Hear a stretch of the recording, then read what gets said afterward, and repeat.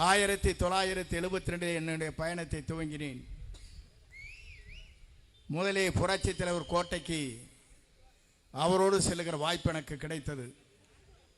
அதற்கு பிறகு புரட்சி தலைவர் அம்மா வழியில் கோட்டைக்கு செல்கிற வழி எனக்கு அந்த வாய்ப்பு கிடைத்தது.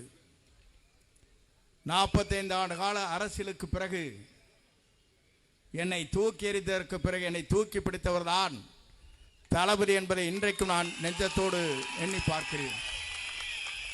ஏன் அதை சொல்லுகிறேன் சொன்னால், இன்று இருப்பவருடைய நிலை வேறு, ஆனால் இங்கே அமர்ந்து கொண்டிருப்பவருடைய நிலை வேறு, நாளை ஆளப்போகிற நிலையே வேறு என்பதை நான் அறிவேன்.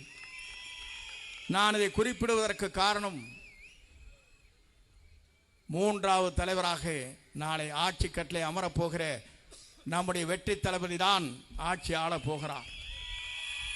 நான் அதை குறிப்பிடுவதற்கு காரணம், எல்லா இயக்கங்களும் இருக்கின்றவர்கள் வியந்து போயிருக்கிறார்கள். நாட்டிலே நாம் இன்றைக்கு கடலூரிலே பேசுகிறோம், கடலாக மக்கள் இங்கே கூடியிருக்கிறார்கள்.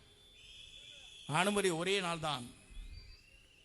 நம்மை வெல்வதற்கு எந்த சக்தியாலும் முடியாது என்பதை இந்த கூட்டம் இன்றைக்கு எடுத்து காட்டிக் கொண்டிருக்கிறது. ஏன் என்று சொன்னால், இந்த கூட்டத்தை கூட்ட வேண்டும் என்று சொன்னால் மாற்றுக் கட்சியை சார்ந்தவர்கள் இதற்கு 2 கோடி ரூபாய் செலவு செய்ய வேண்டும்.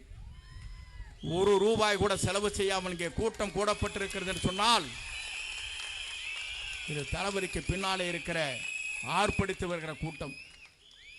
இந்த கூட்டத்தை எவராலும் வெல்ல முடியாது.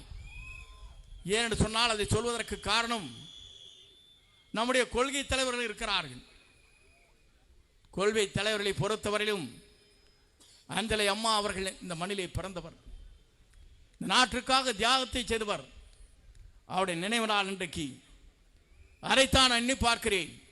கடவுளே, அந்த நாளிலே நான் பேசுகிற நல்ல வாய்ப்பு எனக்கு கிடைத்தவனுக்கு கூறாட கோடி நன்றி மலர்களை உங்களுக்கு நான் தெரிவித்துக் கொள்கிறேன். என்று எனக்கு முன்னாலே பேசியவர் சொன்னார்கள், தந்தை பெரியார், காமராஜர் அவர்கள், அதே போல சட்டமேதை அம்பேத்கர் என்று சொன்னார்கள். விடுதலைக்காகவே தன்னை அர்ப்பணித்துக் கொண்டிருக்கிற பல்வேறு தலைவர்கள் இங்கே இருக்கிறார்கள். நம்மை பொறுத்தவரை நான் இன்னைக்கு எண்ணி பார்க்கிறேன், ஒரு வரலாறு படைக்கப்பட்டிருக்கிற இந்த கடவுளில் நாளை ஆட்சி மாற்றத்திற்கு இந்த கூட்டம் தான்.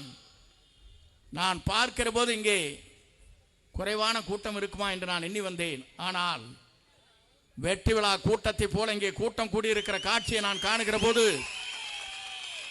உங்களை வெல்வதற்கு எந்த சக்தியாலும் இனி தமிழகத்திலே முடியாது என்ற வரலாற்றை நீங்கள் படைக்கப் போகிறீர்கள்.